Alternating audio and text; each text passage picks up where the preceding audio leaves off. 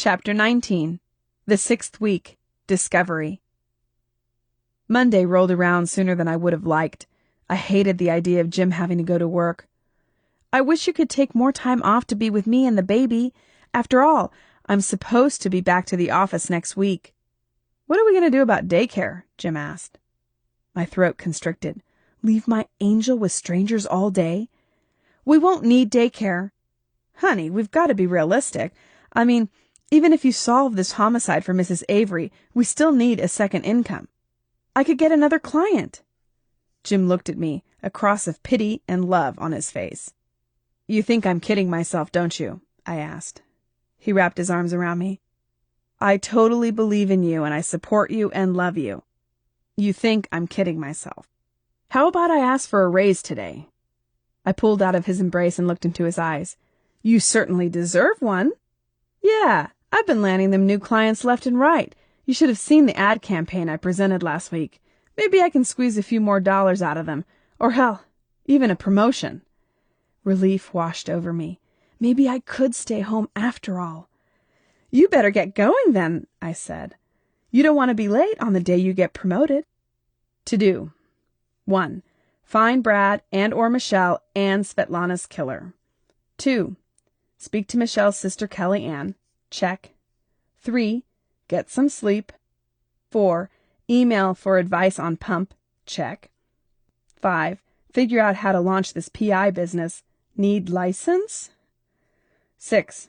Research daycare for Jellybean, just in case. 7. Start diet. 8. Pick up some dental whitener. 9. Find time for manicure pedicure. I looked over my list. How could I prioritize that to-do list? Could I really find a killer?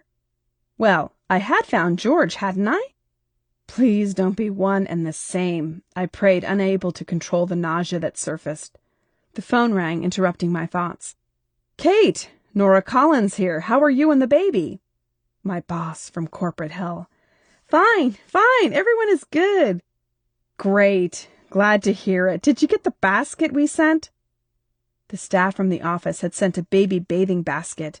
In it was a little yellow ducky robe, complete with a bill hood and 2 feet dangling from the end of it, a couple of rubber duckies, baby shampoo, lotion and soap, and a waterproof bath book. I hadn't had the time or energy to mail the thank you cards. What had happened to my manners? I reached for the pen that was near me and re-added mail thank you cards to my to-do list. We got the basket, I said. Thank you. Glad you like it. Cheryl picked everything out. You know how she likes to shop. Cheryl was Nora's ever-faithful and devoted assistant. Everyone in the office knew Nora would be lost without Cheryl. Have you thought about your return date? Nora asked. I'd thought of little else, except for Lori in solving this mystery. What to tell Nora? I want to launch my own business so I can stay home with my little treasure, and my husband is hopefully going to get a raise today, so maybe I won't be coming back. Besides, I'll probably crack in two if I have to leave Lori, so you don't really want me back? I don't have a return date yet. I have to see my doctor first and get a release, I said. Of course, Nora said. I understand. Did she understand? She didn't have any children, or a spouse for that matter. She had given up everything to climb the corporate ladder. I tried to put a little cheer in my voice. Thanks for calling and checking in. Tell everyone I said hello. I'll let you know about my return date after I see my doctor. We hung up. I paced. Return to work? Ugh! Not that there was anything wrong with my job. It was a good job, and I worked with decent people. I was responsible for the management of the entire architectural office. It was a creative place to work, and things were always busy around me. But I would have to be away from Lori all day, every day. I had to find a way to solve this crime. Investigation was so much more exciting than my corporate job had ever been. And more importantly, if I could launch my own business, it would give me freedom and flexibility. I Googled starting a business and got busy reading. Lori was nestled comfortably in the baby carrier, lunch barely on the table, when I heard the front door slam. Lori and I peeked into the hallway in time to see Jim let his briefcase fall to the floor with a loud thud. What are you doing back so soon? He stared at me. I was fired. Fired? I thought everything was going well. I swallowed the lump in my throat. You said the presentation went great. What about the promotion, the raise? My presentation was great. We got the account. I landed my firm a multi-million-dollar account and they canned my ass. I don't understand. They found out that I got arrested. What? How? And what does that have to do with anything? You're not guilty of anything. You were released. Lori began to wail as though she sensed we were upset. Funny how intuitive people are when they start out. That cop, McNerney, plays poker every Saturday night with Josh Garner, the top partner at my firm. Turns out McNerney blabs that I was arrested. Josh pulled me into his office this morning and said I'd violated, get this, a moral turpitude clause in my employee contract. I sat on our couch, stunned. Waves of disbelief washed over me. I can't believe it. You haven't been convicted of anything. I know. He said it didn't matter, said it was bad for the firm's image. Maybe if you talk to another partner, what about Dylan? Screw it. I'm not going to go beg for my job, ungrateful bastards. I stared at the mallard print that hung above our fireplace. A bird in flight. I love that picture simply because it's an incredible act of nature. Such a small creature defying nature's biggest law, gravity. I mustered the most courage I could. Honey, we're a team. We're going to figure this thing out together. Jim's shoulders slumped. I've never been fired before. Pain shot through my temples. You think I should go back to the office? His eyes searched out mine. I don't know what I think. I know how you feel about being home with Lori. We sat in silence. I unbundled Lori from the baby carrier and placed her on the little playmat. She was happy again and played with the little witch rattle Mom had bought in preparation for Halloween. Lori clutched the rattle and studied her hand in surprise, as if wondering how the witch had gotten there. Jim and I looked at each other. I covered my face and burst out crying, shaking all over. It seemed every time we took a step forward, we managed to take two back. He hugged me tight. Don't cry, honey. We're going to figure it out. We have our savings. I'll have unemployment for all that's worth. Don't worry, Kate. Please don't cry. Miraculously, we ended up getting a good night's sleep. Lori must have tired herself out playing with the little rattle and ended up sleeping for a blessed 6 hours straight, which all the medical books comically term sleeping through the night. In the morning, Jim awoke at his normal time, 6 a.m., in a panic. Oh, this is weird, honey, really weird. What is? Not having to get up and go to the office. He turned over in bed and looked straight into my eyes.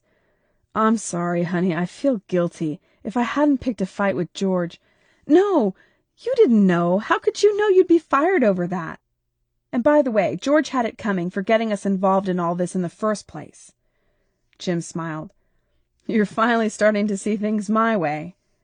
Look at the bright side, I said. At least this will free you up to help me solve the murders. Jim nodded. We peeked at Lori nestled in the bassinet by our bed. She was still sleeping. I snuggled into Jim. Let's go back to sleep. Yeah, Jim said, putting his arm around me. I'm depressed. It sucks to be fired. I hugged him tight. Oh, honey, don't worry. Things always work out for the best. How can this be for the best, Kate? I sighed. I don't know. I have to say that to keep from getting depressed myself. Jim fluffed up a pillow and pulled the blanket around himself. You're right. We should go back to sleep. Maybe it's all a dream. We dozed until what felt like a decadent hour. 7 a.m.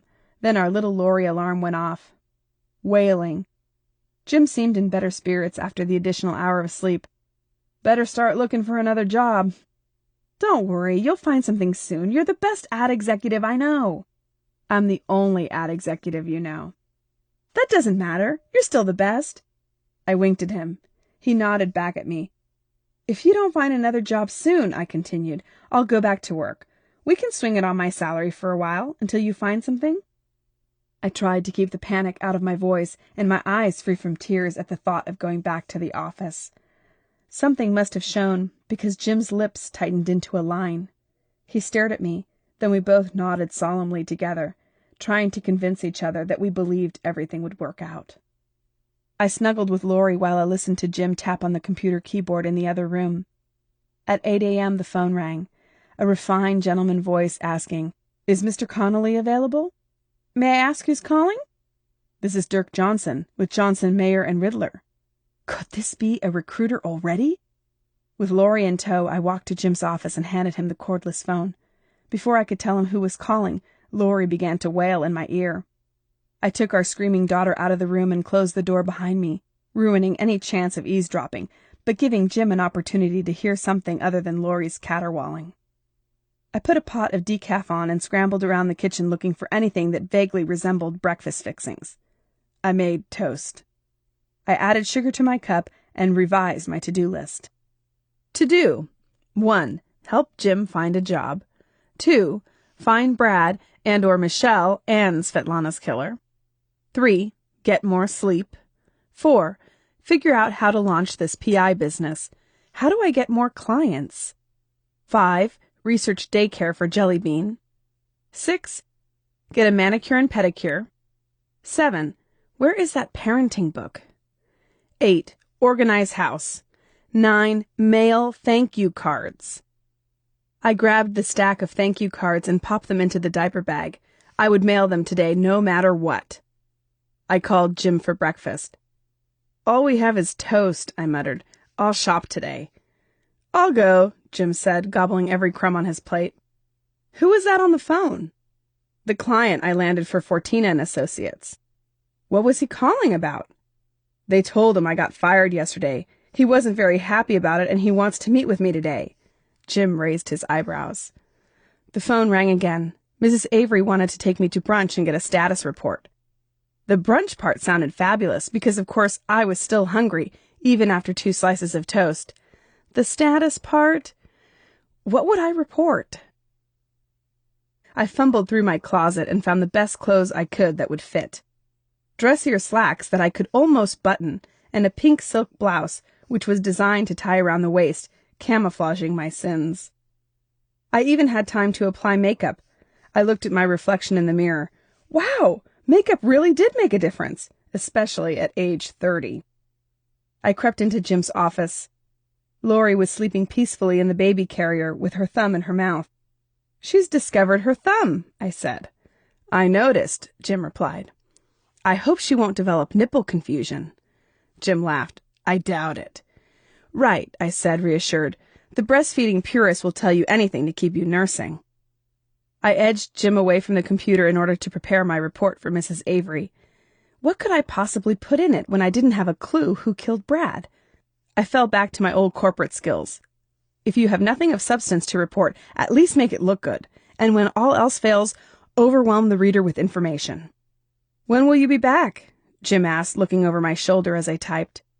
In time for the next feeding, don't worry. What do I do if she cries?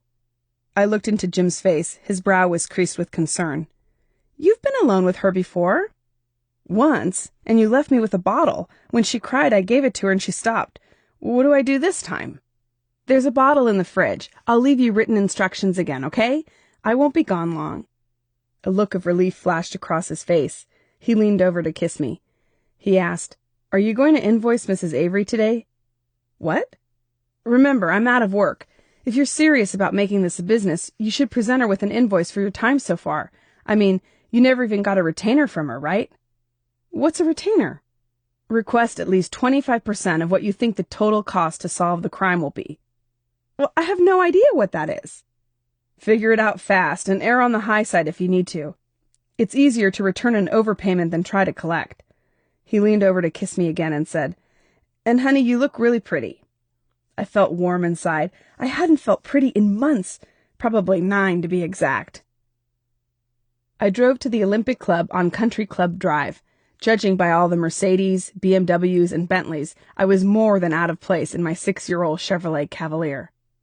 Oh well, Kate, just try not to sideswipe any of them. The grounds of the country club were beautiful. There was a view of the manicured golf course from the top of the driveway. As I pulled to the valet, I could see a few morning golfers grabbing their clubs. I'd never gotten into golfing, although it certainly seemed like the thing to do nowadays. Could I land any clients by networking at a golf course? How do you get into golfing anyway? Does someone need to show you how? Like a coach or something? Or do you just get up and swing? How do you even get a reservation on the course? Mrs. Avery waved to me from the entrance of the club, which was landscaped with blooming chrysanthemums. How do they keep them fresh so late in the season?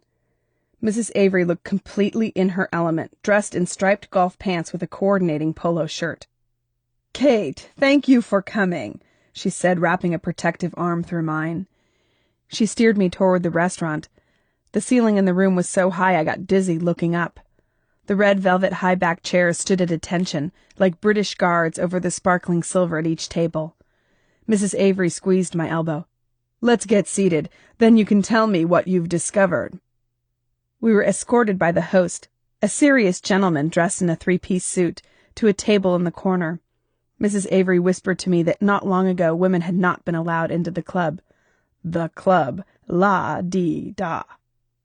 The host pulled out the chairs and made sure we were seated comfortably before disappearing. Instantly, an unblemished 17-year-old boy appeared and handed us menus. His hair was slicked back in a pompadour style, and he wore a white dress shirt and black slacks. He looked me up and down. What was he thinking? Was he wondering what I was doing in a place like this? His eyes lingered on me. He blushed. Oh, he was checking me out! It had been so long since someone, besides that creep Rich, had looked at me that way, I'd forgotten what it was like. He averted his eyes. I smiled, remembering that Jim had said I looked pretty. I sucked in my postpartum belly and sat a little straighter. I'd have to do this makeup thing more often. "The smoked salmon is divine here, Kate," Mrs. Avery said. She turned to the boy. "2 freshly squeezed orange juices, dear." He nodded and hustled off without even a look back to me. I guess I wasn't that impressive. I studied the menu, deciding on the French country breakfast, a traditional omelette filled with diced potatoes, served with a green seasonal salad and sherry wine vinaigrette. My mouth watered reading the description. Mrs. Avery settled on the smoked salmon, served with squash cake, dill sauce, and green salad. What is squash cake? Judging by the platters wafting by me, no doubt it would look good. While we waited for our food, I presented my report to Mrs. Avery, a color-printed PowerPoint presentation of all the suspects wrapped in a bright blue folio. Mrs. Avery pulled her reading glasses from her purse and reviewed my notes, the pie charts and graphs. "Wow, this is a very pretty report." "Thank you," I beamed. "What does it mean?" Indeed, what did it mean? I squinted at her and tried not to lose my nerve. "Well, it means that each person has an equal chance of being the murderer." She studied me over her reading glasses, her brow wrinkling. "An equal chance?" "Well, it also shows that everybody had equal opportunity but not equal motive," I floundered. She pointed to the pie chart on the report. "So you think Jennifer has the strongest motive?" "Well, she was the other woman, and apparently Brad visited her on the night he was killed." Mrs. Avery's eyes filled with tears. "Why kill him?" I covered her hand with my own. "Mrs. Avery, I know this is difficult." "I need you to be straight with me, dear. Don't worry about my feelings. I hire someone else for that." Ouch. "I think Jennifer may have killed him because he was leaving Michelle." "Isn't that what she would have wanted?"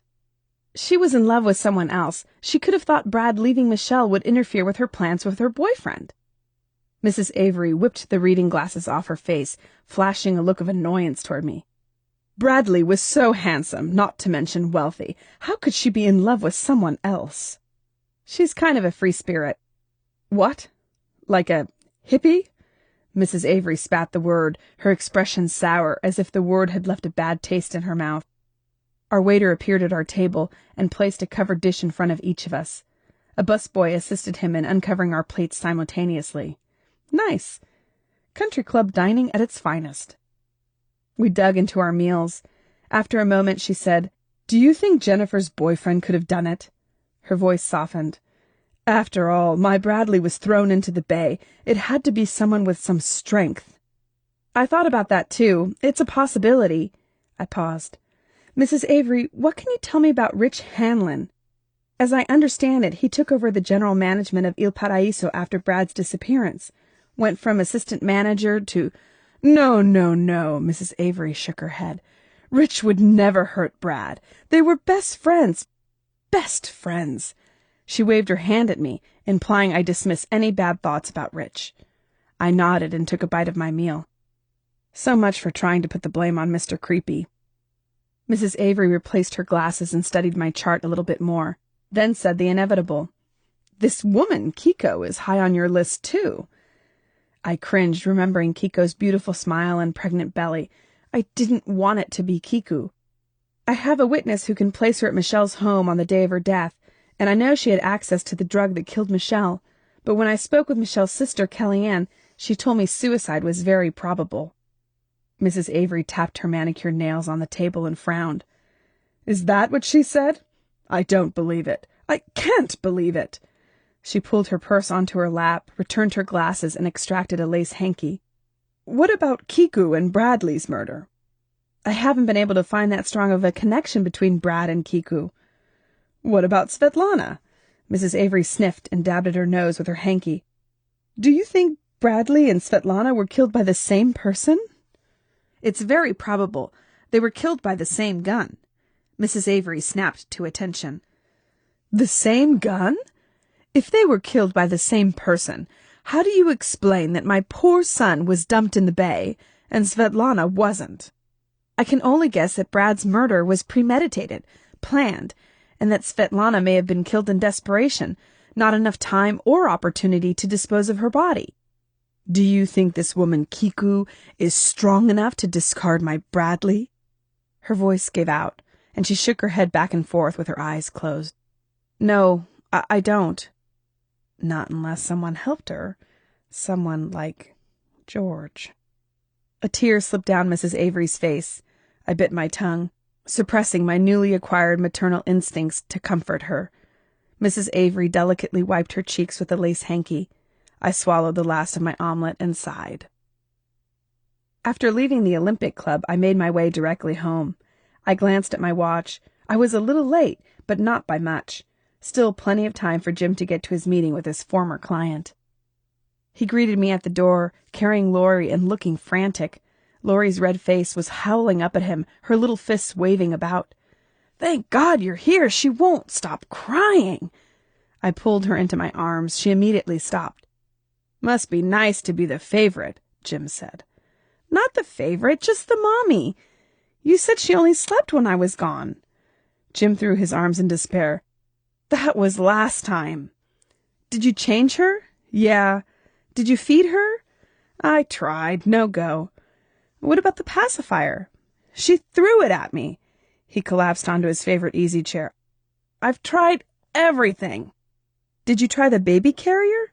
I pointed to the contraption that was slung on the couch in the exact location I had left it yesterday. "I don't even know how to put that thing on." "I showed you how to put it on." "I don't remember." "You don't remember or you weren't listening." Jim shrugged. "It's hard to think fast under all the pressure." "Pressure?" "The crying." I laughed. "She's a baby." "I know, a crybaby, except when Mommy's around." I showed him for the umpteenth time how to put the baby carrier on. I must admit, with the millions of snaps, straps, and hooks, it's not the easiest process in the world to remember, but after you've done it a few times, it becomes second nature. Jim put the carrier on, picked up Laurie, and snuggled her into it. She instantly laid her head against his heart. Within moments of Jim pacing back and forth, Laurie was asleep. "Ah," Jim said, "feels nice." "To hold her?" "Yeah, when she's quiet." I filled him in on my brunch at the country club. "And guess what?" Jim watched me expectantly. "I gave her my bill, the retainer, plus all my time so far at 200 bones an hour. She didn't balk at all." Jim leaned in and kissed me. "I'm very proud of you, honey." He headed towards our bedroom. I followed. "I'll be proud when I figure out who did it." "Oh, your mom called. Said her new boyfriend Hank told her that if someone's been drinking, then as little as 5 pills of something or other. Diazepam? Yeah, that's it. 5 pills could bump someone off." He placed Laurie in her bassinet and began to select a suit. "Do you know what that means?" I felt a dull pain at the base of my neck.